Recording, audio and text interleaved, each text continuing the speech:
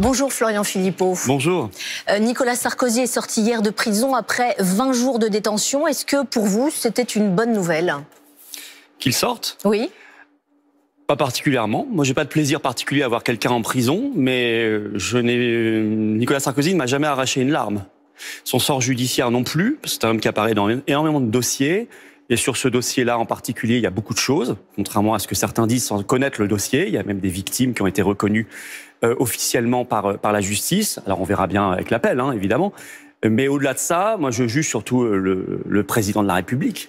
Donc vous, ça ne vous choque pas sur le fond qu'on place un ex-président de la République en prison? C'est pas une incarcération qui vous pose question? Vous dites, après tout, c'est un homme comme les autres. Mais je vois pas pourquoi un responsable politique serait au-dessus des lois, en fait. D'autant que Sarkozy apparaît dans énormément de dossiers judiciaires. Avant cette affaire, il a déjà été condamné définitivement pour corruption dans l'affaire Bismuth, donc il est récidiviste déjà. Et puis surtout, j'ai envie d'y voir une sorte de justice immanente. Certains disent que ça dégrade la fonction présidentielle, cette incarcération. Non, ce qui dégrade la fonction présidentielle, c'est ce qu'en a fait Sarkozy lui-même. Quand il était au pouvoir, il a trahi les Français sur le traité constitutionnel européen avec Lisbonne. Il a vendu l'or de la France, 600 tonnes qu'il a bradé. Il nous a entraînés dans une guerre en Libye qui était criminelle, qui a ouvert les voies migratoires, les voies djihadistes vers la France, vers l'Europe. Et il a été l'homme qui nous a remis dans l'OTAN contre le général de Gaulle. Donc, si vous voulez, Sarkozy n'a jamais travaillé pour les intérêts français. Moi, je n'ai pas du tout d'admiration pour cet homme. Vous restez toujours donc un opposant farouche à Nicolas Sarkozy, mais pas comme Jordan. Parce qu'il a été un opposant à la France. Pas comme Jordan Bardella, qui affirme que dans cette incarcération, il y a eu une volonté d'humilier Nicolas Sarkozy. Marine Le Pen avait elle aussi dénoncé son incarcération. Sébastien Chenu, député RN, assume lui avoir écrit une lettre chaque semaine à Nicolas Sarkozy. Pourquoi ce soudain intérêt pour l'ex-président de la République? Est-ce que c'est pour capter un héritage? Comment vous l'interprétez? Non, je pense que c'est parce qu'ils sont dans la sauce aussi, c'est tout. C'est par solidarité, un peu judiciaire. Mais la réalité, c'est que si on reprend leurs propos, les mêmes il y a 10 ans, ils avaient des mots très durs contre Nicolas Sarkozy et son bilan. Et ils avaient raison.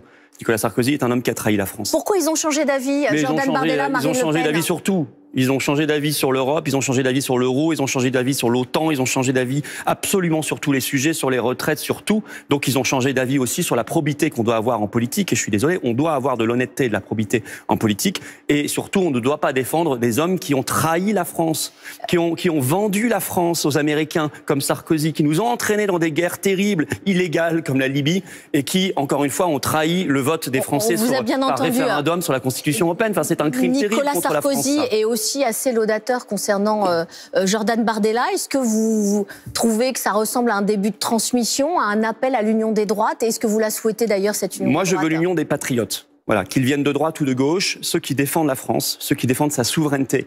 Et je pense que l'union des droites ou l'union des gauches, ça n'a pas de sens. Moi, je n'ai rien à voir avec un Sarkozy européiste, américanolâtre, otanolâtre. Je n'ai rien à voir avec la gauche européiste, la droite européiste. En revanche, j'ai tout à voir avec des Français, d'où qu'ils viennent, quelle que soit leur couleur politique, leurs origines sociales, leur âge, leur sexe, peu m'importe. Ce qui compte pour moi, c'est de voir l'amour de la France. Est-ce qu'ils seront prêts à se battre à nos côtés, nous patriotes, pour libérer la France, pour briser nos chaînes et faire que la France soit de nouveau un pays libre, indépendant, c'est-à-dire sorti de l'Union européenne, de l'euro, de l'OTAN, de l'OMS, de la CEDH, de toutes ces instances mondialistes qui sont en train de nous tuer. Ce qui m'intéresse, c'est le fond. Le RN est devenu un parti qui défend, comme les autres, l'appartenance à l'Union européenne.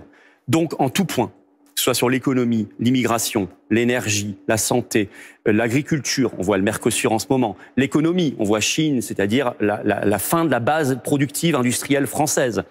Ils feront la même politique, ils feraient la même politique que Macron et que le système, c'est-à-dire une politique de mise sous tutelle de la France. Moi, je veux exactement l'inverse.